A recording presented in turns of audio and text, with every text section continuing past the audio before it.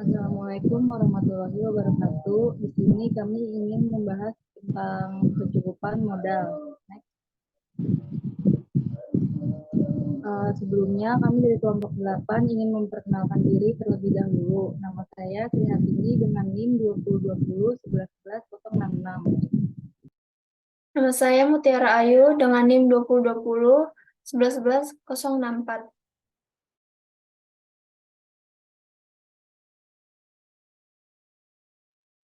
Perkenalkan nama saya Mita Nurhaliza dengan NIM 2020 12 11 057.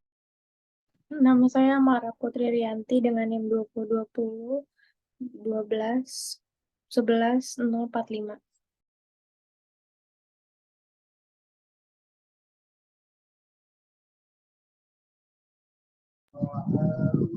Jadi yang pertama itu ada kecukupan modal. Bab ini membahas area utama paparan resiko yang dihadapi manajer FI. Resiko ini dapat berasal dari aktivitas on dan off balance sheet atau OBS dan dapat bersumber dari dalam negeri atau internasional untuk memastikan kelangsungan hidup. Seorang manajer FI perlu melindungi lembaga dari risiko kebangkrutan, yaitu melindunginya dari risiko yang cukup besar untuk menyebabkan kegagalan lembaga. Regulator memperhatikan tingkat permodalan yang dimiliki oleh LK karena peran khusus LK dalam masyarakat. Kegagalan FI dapat berdampak parah pada perekonomian lokal atau nasional. Tidak seperti lembaga non-keuangan. Eksternalitas semacam itu membebani regulator untuk memastikan bahwa kegagalan ini tidak menimbulkan eksternalitas negatif yang besar pada perekonomian. Sarana utama perlindungan terhadap risiko kebangkrutan dan kegagalan adalah modal LK. Tingkat modal yang lebih tinggi akan mengurangi kemungkinan kegagalan tersebut. Ada fungsi utama modal. Yang pertama yaitu untuk menyerap kerugian yang tidak terduga dengan margin yang cukup untuk membangkitkan kepercayaan dan kemungkinan FI untuk melanjutkan kelangsungan usahanya. Kemudian yang kedua, untuk melindungi deposan, pemegang obligasi, dan kreditur yang tidak diasuransikan jika terjadi kebangkrutan dan likuidasi. Kemudian yang ketiga, untuk melindungi dana asuransi FI dan wajib pajak. Kemudian yang keempat, ada melindungi pemilik LK dari kenaikan premi asuransi. Yang terakhir, mendanai cabang dan investasi nyata lainnya yang diperlukan untuk menyediakan layanan keuangan. Next.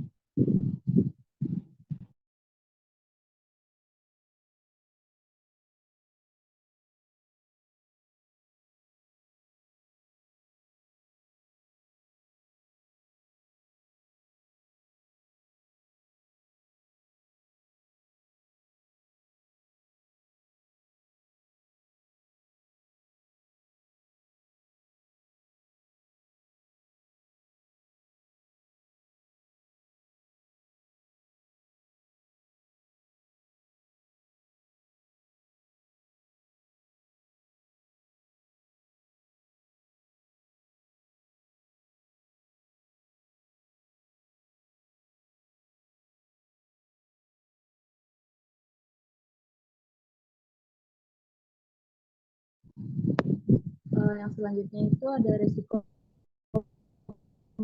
modal dan kebangkitan. Next. Yang pertama ada modal. Definisi modal seorang ekonom mungkin berbeda dari definisi seorang akuntan. Dari definisi yang digunakan oleh regulator, secara khusus definisi ekonom tentang modal FI atau saham ekuitas pemilik di FI adalah selisih antara nilai pasar aset dan kewajibannya. Ini juga disebut dengan kekayaan bersih dari sebuah FI. Sementara ini adalah ekonomi starting modal. Regulator telah merasa perlu untuk mengadopsi definisi modal yang menyimpang dengan tingkat yang lebih besar atau lebih kecil dari kekayaan bersih ekonomi. Kita mulai dengan melihat peran modal ekonomi atau kekayaan bersih sebagai alat isolasi terhadap jenis resiko utama, yaitu resiko kredit. Kami kemudian membandingkan konsep nilai pasar ini dengan konsep nilai buku modal karena hal itu justru dapat mendistorsi posisi solvabilitas sebenarnya dari FI. Nilai buku konsep modal dapat menyesatkan manajer, pemilik, pemegang kewajiban, dan regulator. Next. Selanjutnya ada nilai pasar modal. Semua aset dan kewajiban LK dinilai pasar. Istilah pada harga berlaku pada basis mark to market. Berdasarkan mark to market atau nilai pasar, nilai ekonomi ekuitas FI adalah $10 juta yang merupakan selisih antara nilai pasar aset dan kewajibannya. Atas dasar nilai pasar, FI secara ekonomi mampu membayar dan tidak membebankan biaya kegagalan pada deposit atau regulator. Kemudian ada nilai buku modal. Nilai buku modal sama dengan $10, namun selalu nilai buku ekuitas tidak sama dengan nilai pasar ekuitas. Perbedaan antara nilai pasar aset dan liabilitas. Ketidaksetaraan dalam nilai buku dan nilai pasar ekuitas ini dapat dipahami dengan memeriksa efek dari guncangan resiko kredit yang sama pada posisi modal FI, tetapi dengan asumsi metode akuntansi nilai buku. Next.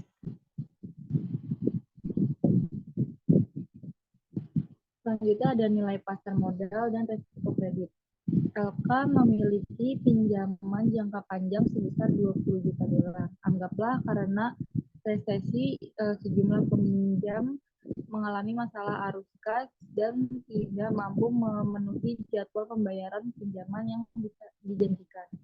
Penurunan arus kas masa depan saat ini dan yang diharapkan atas pinjaman menurunkan nilai pasar dari portofolio pinjaman yang dimiliki oleh FI di bawah $20. Misalkan pinjaman benar-benar bernilai hanya $8 atau harga yang diterima FI jika FI dapat menjual pinjaman ini di pasar sekunder dengan harga saat ini. Jika berarti nilai pasar portofolio pinjaman turun dari $20 menjadi $8. Kerugian ini membuat FI bangkrut karena nilai pasar asetnya lebih kecil dari nilai kewajibannya.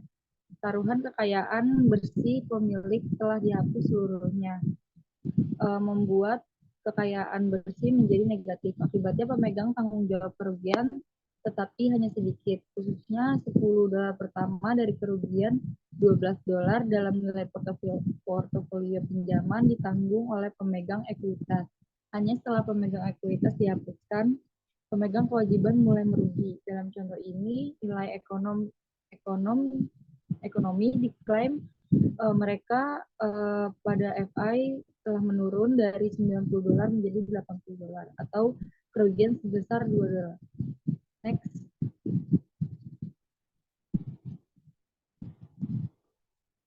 Selanjutnya ada perbedaan antara pasar dan nilai buku ekuitas. Contoh-contoh sebelumnya menunjukkan bahwa penilaian pasar atas neraca menghasilkan gambaran kekayaan bersih yang lebih akurat secara ekonomi daripada akuntansi nilai buku.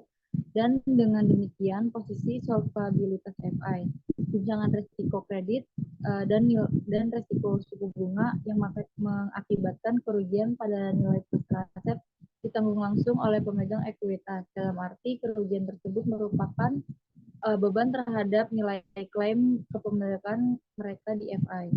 Nilai pasar ekuitas lebih relevan daripada nilai buku karena dalam hal terjadi kebangkrutan. Nilai likuiditasi atau pasar menentukan kemampuan LK untuk membayar berbagai penggugat. Selama krisis keuangan, FASB mengklarifikasi posisinya pada penerapan akuntansi nilai pasar di mana terdapat input yang terbatas atau tidak ada input yang dapat diamati untuk menandai aset tertentu ke pasar seperti yang terjadi pada banyak sekuritas berbasis hipotek di pusat krisis. Secara khusus, FASB menetapkan pedomannya untuk memungkinkan penilaian aset didasarkan pada harga yang akan diterima di pasar yang teratur daripada likuiditasi paksa. Untuk DI ini berarti bahwa beberapa kelas aset seperti derivatif dan efek ekuitas yang dapat dipasarkan harus dicatat pada nilai wajarnya. Penilaian di unit aset lainnya seperti pinjaman dan sekuritas utang bergantung pada apakah aset tersebut dimiliki untuk diperdagangkan atau untuk investasi. Semua aset perdagangan dicatat pada nilai wajar. Pinjaman dan surat utang yang dimiliki untuk investasi atau hingga jatuh tempo dicatat sebesar biaya perolehan diamortisasi. Panduan tersebut tidak menghilangkan akuntansi nilai pasar, tetapi memberikan manajemen lebih banyak keleluasaannya sehubungan dengan penerapan konvensi saat menentukan harga aset tidak liquid. Kebijakan ini termasuk kemampuan untuk menggunakan asumsi internal sehubung dengan arus kas masa depan, yang berarti menggunakan perkiraan yang umumnya lebih ramah daripada yang diterapkan oleh pasar saat ini. Next.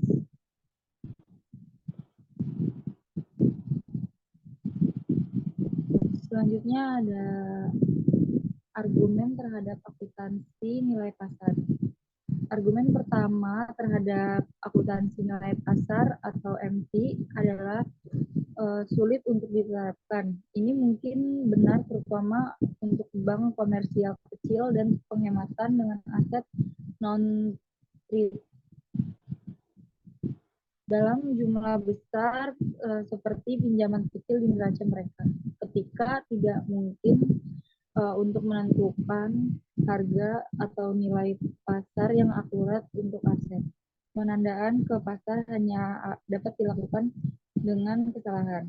Argumen kedua, melawan akuntansi nilai pasar adalah bahwa hal itu memperkenalkan tingkat variabilitas yang tidak perlu ke dalam pendapatan LK dan dengan demikian kekayaan bersih karena keuntungan dan kerugian modal kertas atas aset dilewatkan melalui laporan laba rugi FI. Kritikus berpendapat bahwa pelaporan keuntungan dan kerugian modal yang belum direalisasi adalah distorsi jika FI benar-benar berencana untuk menahan aset tersebut hingga jatuh tempo. Argumen ketiga melawan akuntansi nilai pasar adalah bahwa LK kurang bersedia menerima exposure aset jangka panjang seperti pinjaman hipotek dan pinjaman KNI. Jika aset ini harus terus ditandai ke pasar untuk mencerminkan perubahan likuiditasi kredit dan suku bunga. Setelah membahas keuntungan dan kerugian dari ukuran berbasis suku dan pasar dari modal LK, kita harus mencatat bahwa sebagian besar regulator LK telah memilih beberapa untuk standar akuntansi nilai pasar untuk mengukur kecukupan modal LK. Pengecualian utama adalah Securities and Exchange Commission atau SEC. Selanjutnya, kami dapat memeriksa aturan kecukupan modal yang diberlakukan di sektor FI, terutama yang pertama bank komersial dan penghematan, yang kedua perusahaan sekuritas, yang ketiga asuransi jiwa, dan yang keempat asuransi fisik. Karena banyak aturan kecukupan modal saat ini sangat berbeda di seluruh sektor ini. Gelombang konsolidasi saat ini di industri keuangan Amerika Serikat menjadi konglomerat keuangan atau bank universal. Kemungkinan akan lebih sulit daripada jika aturan akuntansi nilai pasar diadop di seluruh sektor.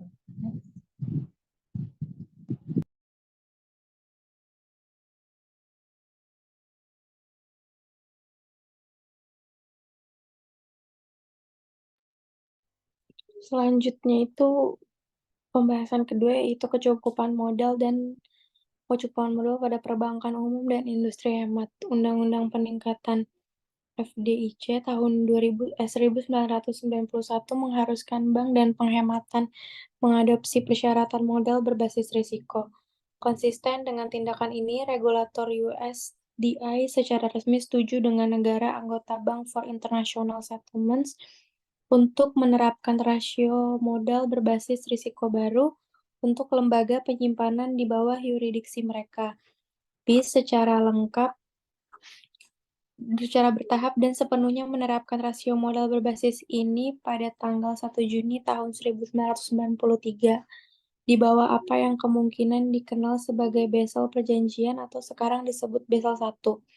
Perjanjian Basel pada tahun 1993 secara eksplisit memasukkan berbagai risiko kredit aset, baik di dalam maupun di luar neraca, ke dalam resiko kecukupan modal. Hal ini diikuti dengan revisi pada tahun 1998 di mana risiko pasar dimasukkan ke dalam modal berbasis risiko dalam bentuk tambahan rasio 8% untuk exposure risiko kredit. Terdapat Basel II, yaitu Pilar 1, perhitungan modal minimum peraturan persyaratan. Pilar 2 itu pengawasan regulasi meninjau sehingga melengkapi dan menegakkan modal minimal. Dan Pilar 3 itu persyaratan pada peraturan untuk pengungkapan struktur modal, exposure risiko, dan kecukupan modal. Next.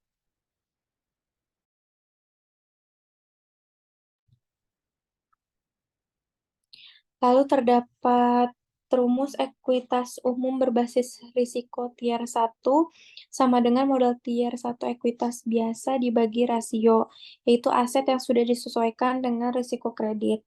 Agar dapat sejak pengesahan FDCI pada tahun 1991, kecukupan modal dinilai menurut penempatan rasio modalnya di salah satu dari 5 zona target yang tercantum di dalam tabel tersebut.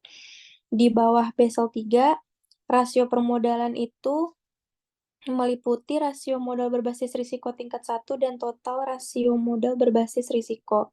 Agar dapat dikapitalisasi secara memadai, dia harus memiliki rasio minimum ekuitas umum modal tier 1 terhadap aset yang disesuaikan dengan risiko kredit sebesar 4,5%. Modal tier 1 terhadap aset yang disesuaikan dengan risiko kredit sebesar 6%, modal terhadap aset yang disesuaikan dengan risiko kredit sebesar 8%, dan risiko leverage tier 1 sebesar 4%. Next.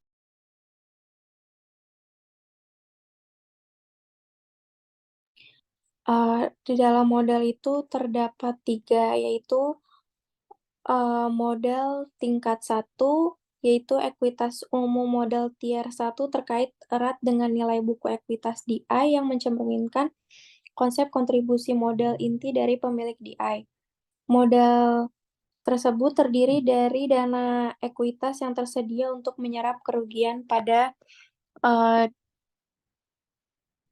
bank di luar ekuitas biasa.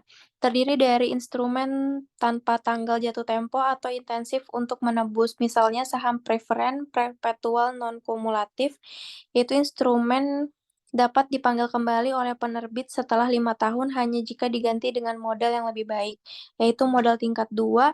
Modal tier 2 itu rangkaian luas sumber modal seperti ekuitas sekunder, termasuk cadangan kerugian pinjaman DI, ditambah berbagai instrumen utang yang dapat dikonversi dan disubordinasi dengan batas minimum.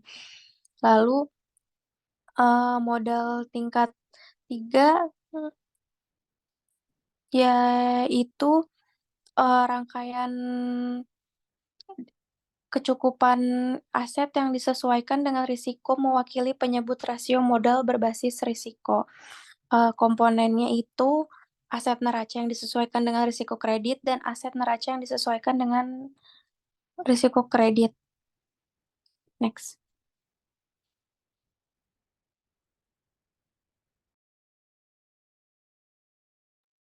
Lalu ada menghitung rasio modal berbasis risiko.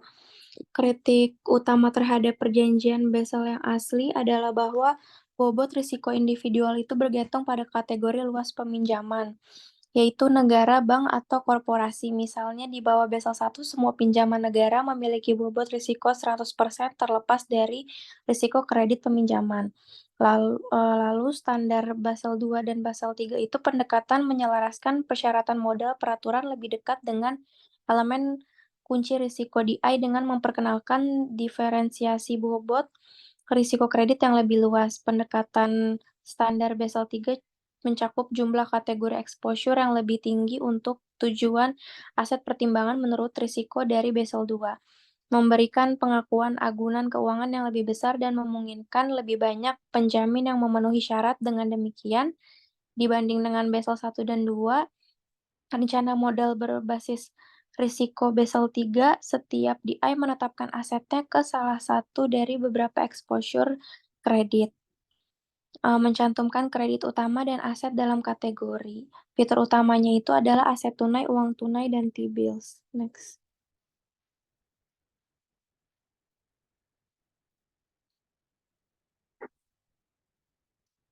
Lalu terdapat risiko kredit aktivitas off balance sheet yang disesuaikan. Nilai yang disesuaikan dengan risiko kredit dari aset neraca hanyalah salah satu komponen penyebut rasio modal. Yang lainnya adalah nilai yang disesuaikan dengan risiko kredit dari aktivitas off balance sheet. Kegiatan OBS ini merupakan klaim kontingensi dan bukan aktual terhadap lembaga penyimpanan. Dengan demikian, peraturan masyarakat diadakan tidak terhadap nilai nominal penuh dari barang-barang, tetapi terhadap jumlah yang setara dengan risiko kredit pada neraca yang mungkin diciptakan oleh sekuritas ini untuk lembaga penyimpanan. Oleh karena itu, dalam menghitung nilai aset yang disesuaikan dengan risiko kredit, kita harus terlebih dahulu mengkonversinya menjadi jumlah yang setara dengan kredit. Jumlah itu dengan pos di neraca. Perhitungan nilai yang disesuaikan resiko kredit dari aktivitas off balance sheet. Next.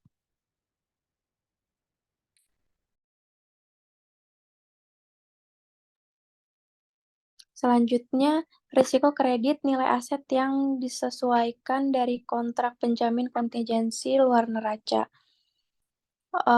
Berdasarkan Basel III, surat jaminan kredit pengganti kredit langsung yang diterbitkan oleh DI itu memiliki peringkat faktor konversi 100%, jumlah yang setara dengan kredit.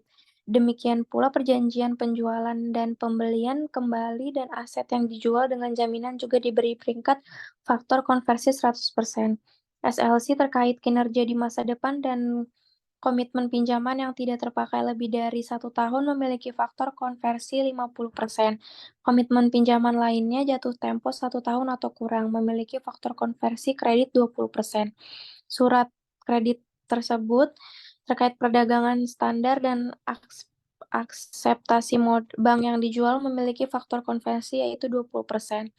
Berdasarkan Basel III, bobot risiko yang ditetapkan untuk kontrak jaminan kontingensi OBS sama dengan jika DI melakukan transaksi sebagai prinsipal.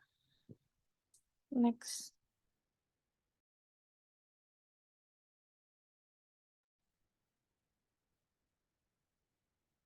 Risiko kredit nilai aset yang disesuaikan dari kontrak pasar off balance sheet atau instrumen derivatif. Selain memiliki kontingensi dan jaminan OBS, LK sangat terlibat dalam pembelian dan penjualan OBS berjangka, opsi forward, swap, caps, dan kontrak sekuritas derivatif lainnya untuk risiko bunga, risiko kredit, dan manajemen risiko valuta asing dan alasan lindung nilai seperti membeli dan menjual produk atas nama pelanggan. Masing-masing posisi berpotensi mengekspos DI risiko kredit pihak lawan, yaitu bahwa pihak lawan sisi lain dari kontrak akan gagal bayar ketika menderita kerugian aktual atau potensial dengan yang besar atas posisinya. Kegagalan seperti itu berarti DI harus kembali ke pasar untuk mengganti kontrak semacam itu yang berpotensi dengan persyaratan yang kurang menguntungkan. Eh, Biasanya itu dilihat dengan jumlah setara kredit turunan OBS, yaitu item keuangan. Nilainya itu dicari dengan exposure potensial ditambah exposure saat ini. Next.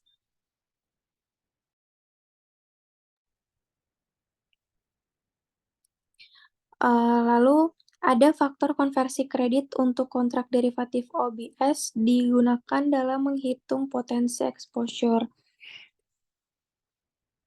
Itu sisa kedewasaannya itu yaitu yang pertama kurang dari 1 tahun, 1 sampai 5 tahun, dan lebih dari 5 tahun.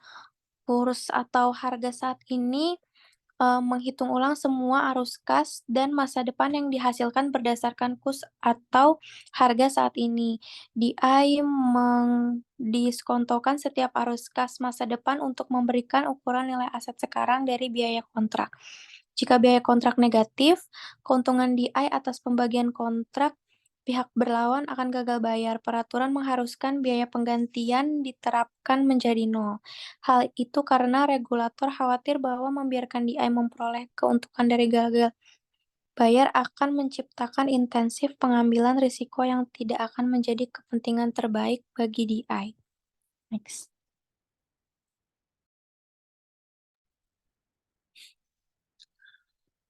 Lalu ada total risiko kredit aset yang disesuaikan berdasarkan Basel III. Di bawah Basel III, total aset yang disesuaikan dengan risiko kredit adalah 830 juta, yaitu 764,5 juta dari aktivitas neraca, ditambah 60 juta untuk nilai kemungkinan dan jaminan OBS yang disesuaikan dengan risiko, ditambah 5,5 juta untuk nilai yang disesuaikan dengan risiko dari turunan OBS. Next.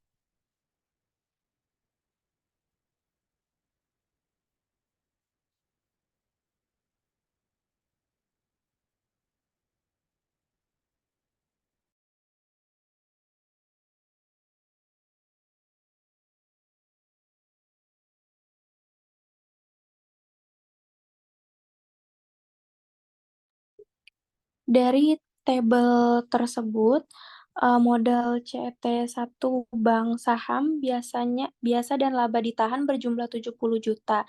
Modal tier 1 tambahan atau saham preferen abadi yang memenuhi syarat berjumlah 10 juta dan modal tier 2 obligasi konversi, obligasi subordinasi, saham preferen abadi yang tidak mungkin memenuhi syarat dan cadangan kerugian pinjaman berjumlah 35 juta.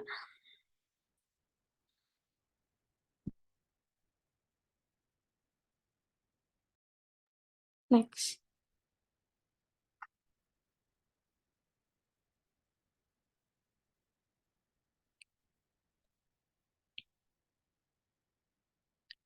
Lalu ada total rasio modal berbasis risiko. Agar dapat dikapitalisasi secara memadai, rasio modal berbasis risiko minimum adalah 4,5%. Rasio modal tier 1 minimum itu adalah 6%. Dan rasio modal berbasis risiko minimum yang diperlukan itu adalah 8%. Dengan demikian, bank dalam contoh memiliki modal yang lebih cukup berdasarkan 3 formula modal.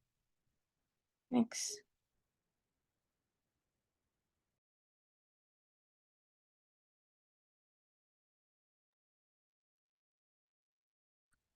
Penyangga konservasi modal selain merevisi persyaratan rasio modal minimum untuk risiko kredit, Basel III itu memperkenalkan penyangga konservasi modal yang dirancang untuk memastikan DI bahwa membangun surplus modal atau penyangga di luar periode tekanan keuangan dapat ditarik karena kerugian terjadi selama periode tersebut. Dari stres keuangan, persyaratan penyangga memberikan intensif bagi DI untuk membangun surplus modal. Misalnya dengan mengurangi distribusi laba yang bersifat diskresioner atau pengurangan dividen, pembelian kembali saham, dan bonus staf untuk mengurangi risiko jatuhnya tingkat modal mereka di bawah persyaratan minimum selama beberapa periode. Penyangga konservasi modal harus terdiri dari modal CET1 dan diadakan terpisah dari persyaratan modal minimum berbasis risiko. Basel 3 itu DI perlu memiliki penyangga konversi modal lebih besar dari 2,5% dari total aset tertimbang menurut risiko untuk menghindari pembatasan distribusi modal dan pembayaran bonus diskresioner kepada pejabat eksekutif. Penyangga modal DI itu turun di bawah 2,5% kendala pada pembayaran pendapatan, misalnya itu dividen, pembelian kembali saham, dan pembayaran bonus yang akan dikenakan. Misalnya itu DI dengan penyangga konversi modal antara 1,875 dan 2,5%. Rasio modal CET1-nya itu sebesar 6,75%, rasio modal tier 1 itu sebesar 8,2%, atau modal rasio sebesar 10,2% pada akhir periode sebelumnya. Next.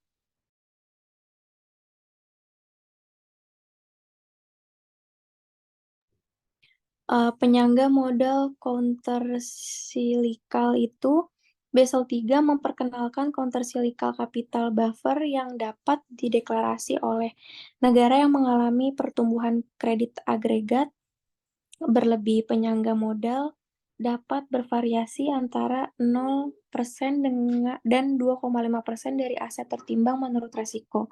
Buffer ini harus dipenuhi dengan model CET1 dan DI diberi waktu 12 bulan untuk menyesuaikan dengan level buffer seperti penyangga konversi modal jika tingkat modal DI turun di bawah penyangga modal countercyclical yang ditetapkan. Pembatasan pembayaran dapat diterapkan. Bank Internasional akan membayar biaya penyangga rata-rata tertimbang berdasarkan exposure kredit mereka ke masing-masing negara. Dengan demikian, dikali 2% ditambah 0,40 dikali 1%. Next.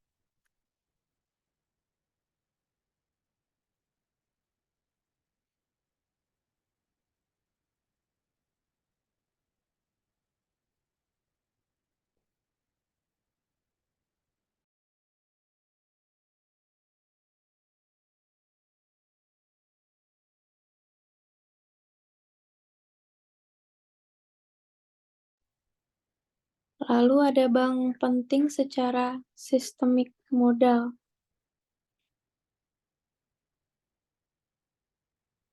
Sebagai bagian dari Basel 3, BIS mengenakan biaya tambahan tier 1 ekuitas umum tambahan, persyaratan penyerapan kerugian pada bank-bank penting secara sistemik global. Grup perbankan kesulitan atau kegagalan yang tidak teratur akan menyebabkan gangguan signifikan pada sistem keuangan yang lebih luas dan kegiatan ekonomi. Ide dasarnya itu karena GSIB adalah bank yang terlalu besar untuk gagal, yaitu harus ditebus oleh pemerintah pusat dan membayar pajak. Mereka perlu menurunkan resikonya dengan meningkatkan persyaratan modal nyata bahkan lebih dari bank lain.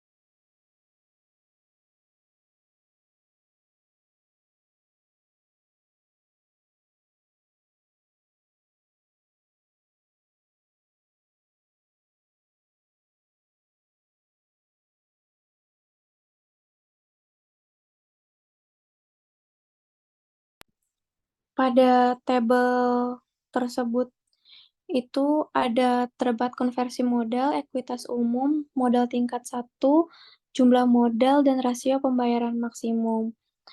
Dengan lembaga keuangan besar lainnya, tujuan dari GSIB itu ada dua, yaitu satu untuk mengurangi kemungkinan kegagalan GSIB dengan meningkatkan penyerapan kerugian kelangsungan usaha, dan kedua itu mengurangi tingkat atau dampak kegagalan GSIB pada sistem keuangan dengan meningkatkan pemulihan global dan kerangka resolusi.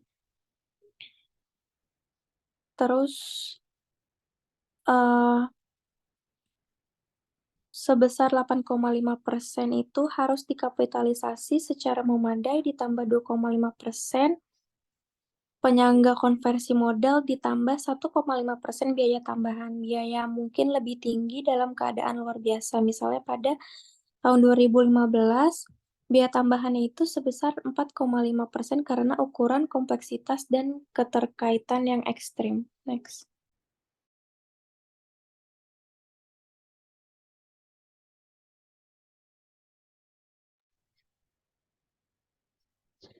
Selanjutnya ada rasio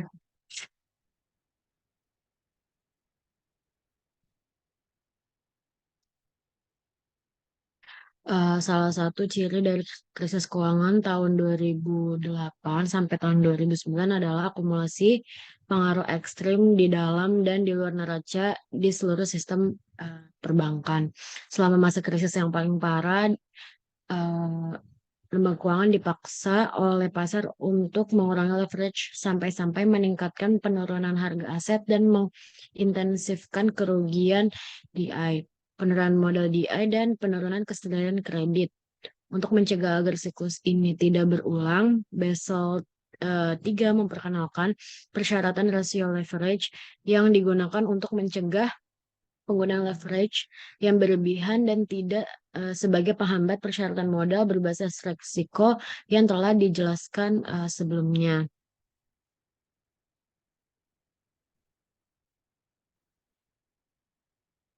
Rasio leverage Basel 3 didefinisikan sebagai rasio modal tier 1 terhadap kombinasi aset di dalam dan di luar neraca.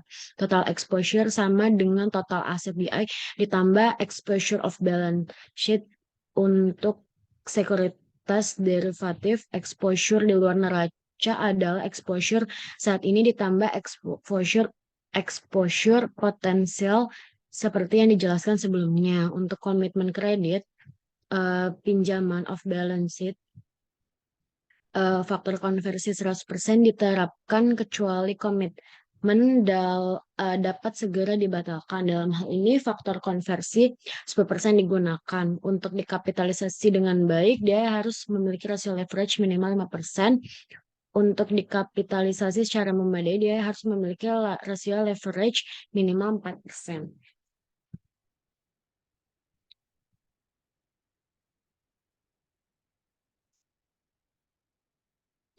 Selanjutnya ada risiko suku bunga, risiko pasar, dan modal berbasis risiko.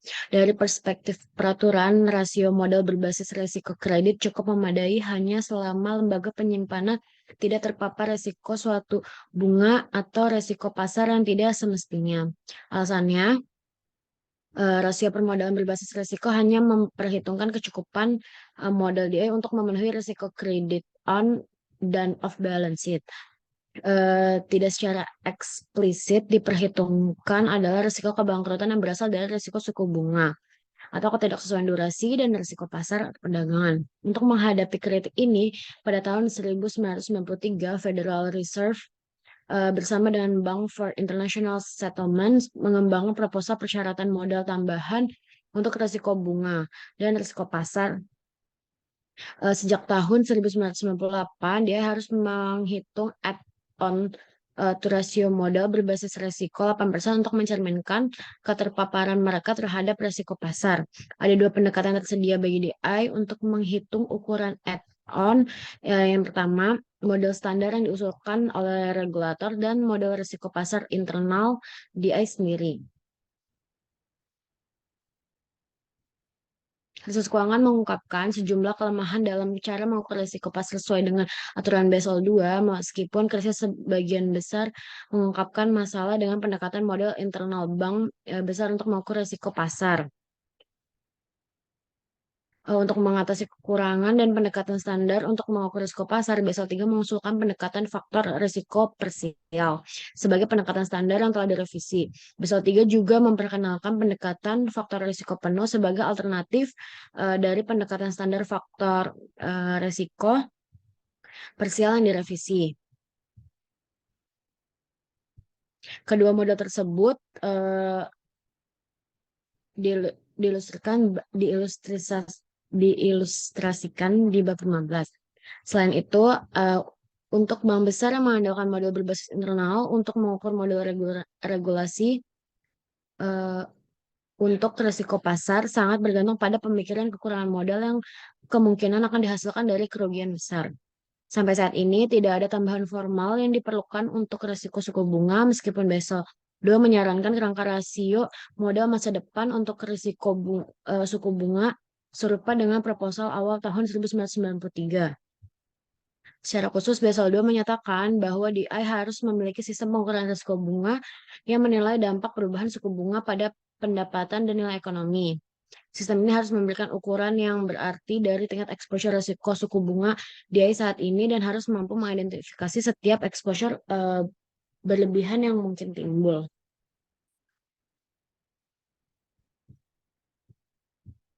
Selanjutnya ada risiko operasional dan modal berbasis risiko. Basel II menerapkan penambahan modal tambahan untuk risiko operasional. Sebelum ini, BIS berargumen bahwa exposure risiko operasional DI telah ditangani secara memadai dengan risiko kredit yang disesuaikan dengan risiko kredit sebesar 8%.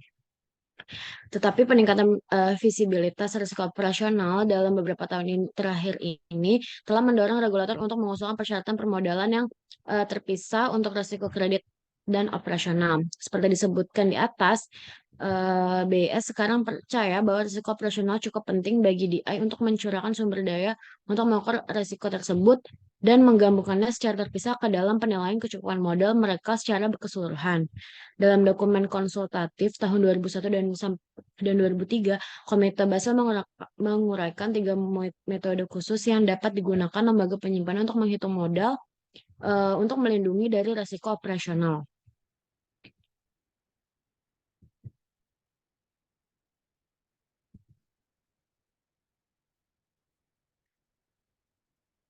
Selanjutnya ada kritik terhadap rasio modal berbasis risiko. Persyaratan permodalan berbasis risiko berusaha untuk yang pertama memasukkan risiko kredit pasar dan operasional ke dalam penentuan kecukupan modal, memperhitungkan perbedaan risiko kredit antar aset secara sistematis, memasukkan exposure risiko off balance sheet, dan menerapkan persyaratan permodalan yang serupa di semua DI utama di dunia. Sayangnya persyaratan memiliki sejumlah kelemahan konseptual dan penerapan dalam mencapai tujuan tersebut. Yang pertama, bobot risiko tidak jelas seberapa dekat kategori bobot risiko dalam Basel III mencerminkan risiko kredit yang sebenarnya. Misalnya, pinjaman hipotek perumahan memiliki bobot risiko antara 35 dan 20% di bawah Basel III. Secara harfiah, bobot relatif ini menyeratkan bahwa beberapa pinjaman hipotek residensial 5,7 kali lebih berisiko daripada pinjaman lainnya. Selanjutnya, di bawah Basel III, semua pinjaman bisnis diberi bobot risiko 100% terlepas dari resiko bisnisnya. Dengan demikian pinjaman yang diberikan kepada perusahaan dengan peringkat 3A diberikan bobot risiko kredit 1 seperti halnya pinjaman yang diberikan kepada perusahaan dengan peringkat 3C. Artinya dalam kelas bobot risiko yang luas seperti pinjaman komersial, perbedaan kualitas risiko kredit tidak diakui. Hal ini dapat menemukan insentif yang merugikan bagi DI untuk mengajar pelanggan kualitas rendah sehingga meningkatkan risiko DI.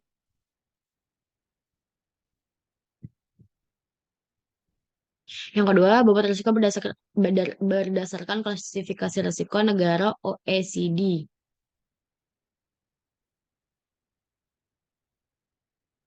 Yang ketiga, aspek portofolio rencana BS sebagian besar mengabaikan diversifikasi portofolio risiko kredit peluang. Seperti yang kita bahas, pengembangan aset memiliki korelasi negatif atau kurang dari positif sempurna. DI dapat menurunkan risiko portofolionya melalui diversifikasi. Seperti yang dibangun rencana kecukupan modal Basel III pada dasarnya adalah ukuran risiko linear yang mengabaikan korelasi atau kovarian antara aset dan risiko kredit kelompok aset seperti antara hipotek perumahan dan pinjaman komersial. Artinya, manajer DI menimbang setiap aset secara terpisah dengan bobot risiko yang sesuai dan kemudian menjumlah angka-angka tersebut untuk mendapatkan ukuran risiko kredit secara keseluruhan. Yang keempat, kompleksitas yang berlebihan. Basel 3 akan sangat menaikkan biaya regulasi dengan menambahkan tingkat kompleksitas yang baru. Biaya untuk mengembangkan dan menerapkan sistem manajemen risiko baru jelas akan signifikan dan manfaatnya mungkin kecil. Yang kelima, rasio pinjaman terhadap nilai yang digunakan untuk hipotek perumahan Basel 3 yang mengandalkan pada rasio pinjaman terhadap nilai untuk hipotek perumahan. Selama krisis keuangan, nilai properti yang digunakan ODI digelembungkan oleh penilaian real estate. Jika ini terjadi lagi, modal tidak mencukupi akan ditahan untuk hipotek ini. Yang keenam, pilar 2 mungkin meminta terlalu banyak dari regulator. Pilar 2 Basel 3 membutuhkan banyak hal panggilan penilaian yang sangat sensitif dari regulator yang mungkin kurang siap untuk membuatnya. Hal ini terutamakan akan menjadi masalah bagi regulator negara berkembang. Jika pilar 2 ditanggapi dengan serius, penyelam mungkin dihadapkan pada banyak kritik yang kebanyakan ingin dihindari. Yang ketujuh, leverage, likuiditas, dan keistimewaan. Mengurangi tingkat leverage bank melalui peningkatan modal dan mengurangi ROE, DI, dan mempersulit mereka untuk menghasilkan modal tambahan. Memang daripada mendapatkan ROE tradisional lebih dari 15%, banyak DI akan melihat ROE dalam kisaran 8 hingga 10%. Pasca Basel 3, ketika ditambahkan kedua rasio likuiditas baru yang diperkenalkan di bawah Basel 3, yang memaksa dia untuk lebih mencocokkan jatuh tempo aset dan kewajiban daripada meminjam pendek dan meminjamkan panjang seperti yang secara tradisional menjadi fitur khusus DI. Fitur-fitur khusus perbankan yang dibahas akan dikurangi.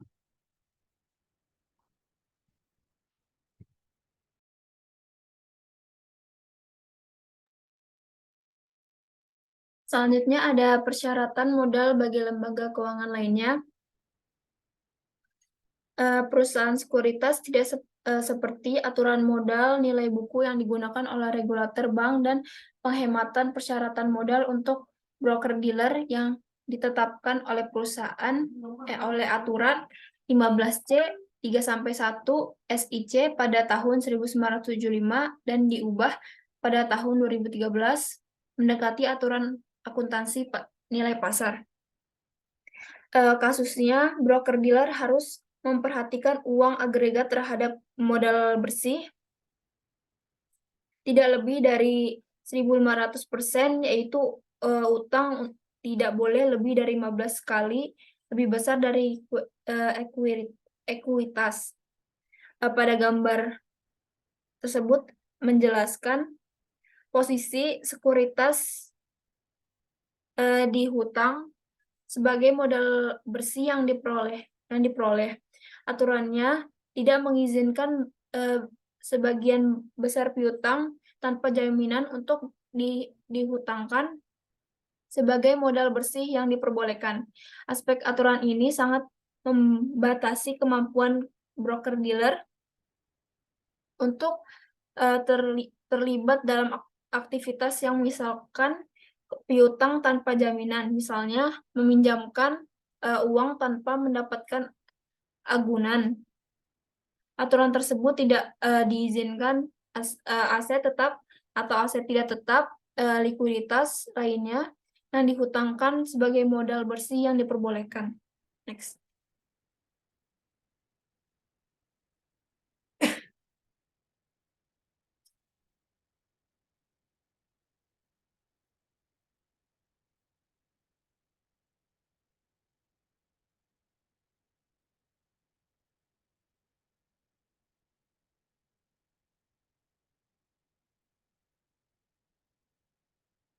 Selanjutnya ada asuransi jiwa. Pada tahun 1993, industri asuransi jiwa mengadopsi model skema model berbasis risiko, lalu diubah pada tahun 2011.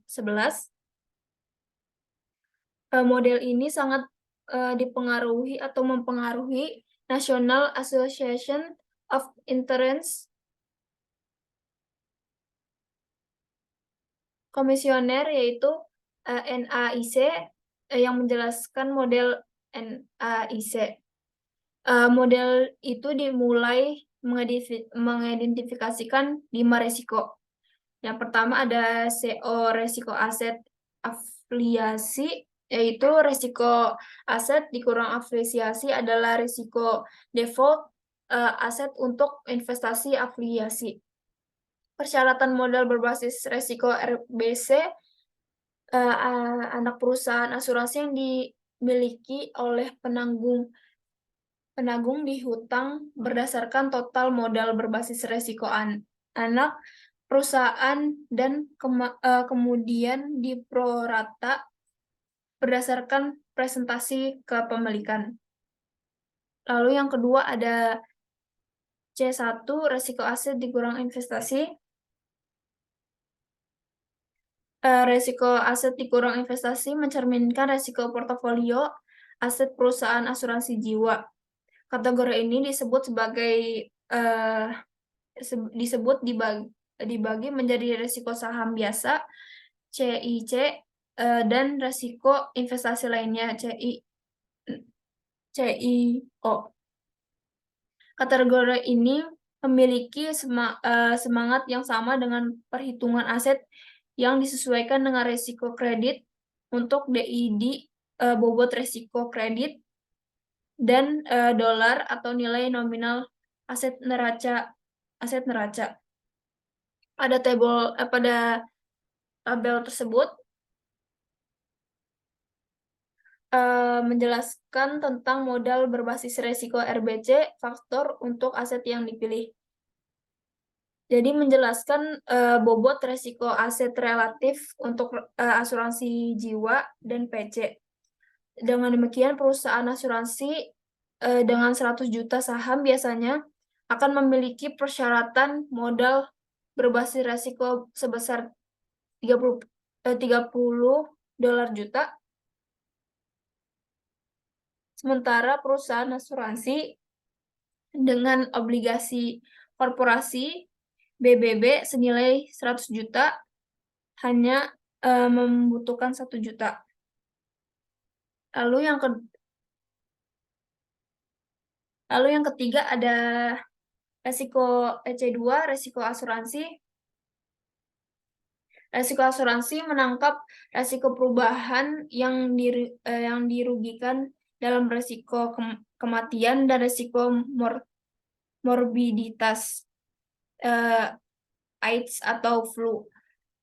H1N1 dapat mengubah prediksi ini secara drastis. Akibatnya perusahaan asuransi menyesuaikan asuransi yang berlaku untuk tingkat cadangan saat ini dan mengalihkan angka yang dihasilkan dengan faktor risiko asuransi. Perhitungan serupa dilakukan untuk asuransi kecelakaan dan kesehatan yang mencakup risiko morbiditas, yaitu kesehatan yang buruk. Next.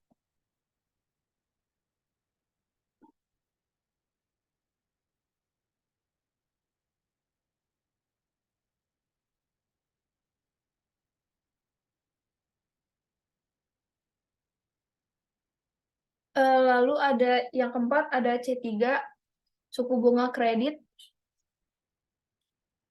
dan risiko pasar. Risiko suku bunga C3A, risiko kredit C3B, dan risiko pasar C3C sebagian mencerminkan likuiditas, liabilitas, dan kemungkinan atau kemudahan penarikan karena suku bunga kualitas kredit dan risiko pasar berubah. Yang terakhir ada C4, resiko bisnis.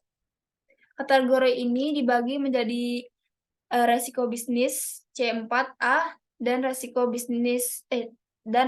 biaya administrasi C4B. Persyaratan modal untuk resiko bisnis ditetapkan sama dengan perkiraan potensi maksimum oleh dana penjaminan negara, 2% untuk premi jiwa dan anuitas, lalu 0,5% untuk premi kesehatan untuk setiap perusahaan asuransi yang masih hidup. Selain itu, risiko penipuan dan litigasi khusus perusahaan untuk memerlukan biaya modal tambahan. Pada rumus RBC menjelaskan modal minimum yang diperlukan untuk perusahaan asuransi jiwa. Lalu perhitungannya untuk rasio lebih dari 100% untuk memenuhi persyaratan modal minimum. Lalu pada tabel menjelaskan pengawasan tingkat untuk resiko modal berbasis RBC, tingkat kehidupan dan properti korban PC, penanggung. Jadi ada 4. Yang pertama, tingkat tindakan perusahaan. Modal berbasis resiko ini harus kurang dari 200%. Lalu yang kedua, tingkat tindakan regulasi. Tingkat modal berbasis risiko ini harus kurang dari 150%. Lalu yang ketiga, tingkat kontrol resmi. Tingkat modal berbasis risiko harus kurang dari 100%. Dan yang terakhir, tingkat kontrol yang dimandatkan harus berbasis resiko harus kurang dari 7%. Next.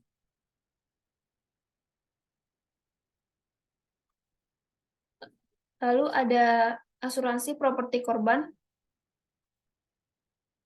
Persyaratan modal untuk perusahaan asuransi properti korban atau PC sangat mirip dengan RBC Industri Asuransi Jiwa yang diperkenalkan oleh NAIC pada tahun 1993 dan revisi terakhir pada tahun 2011.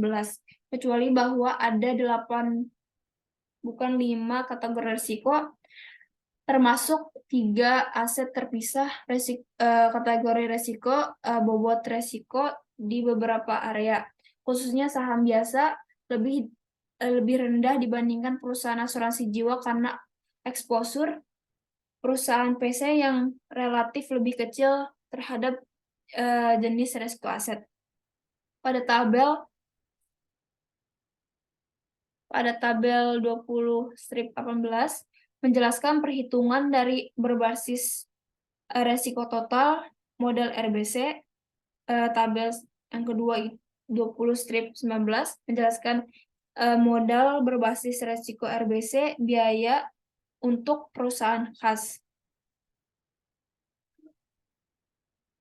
Perhitungan RBC ini mengasumsikan resiko R1 sampai R7 independen satu sama lain, yaitu memiliki koefisien korelasi 0, sedangkan investasi di afiliasi PC risiko R0 diasumsikan berkorelasi sempurna dan risiko bersih dari R1 sampai R7 komponen. Next.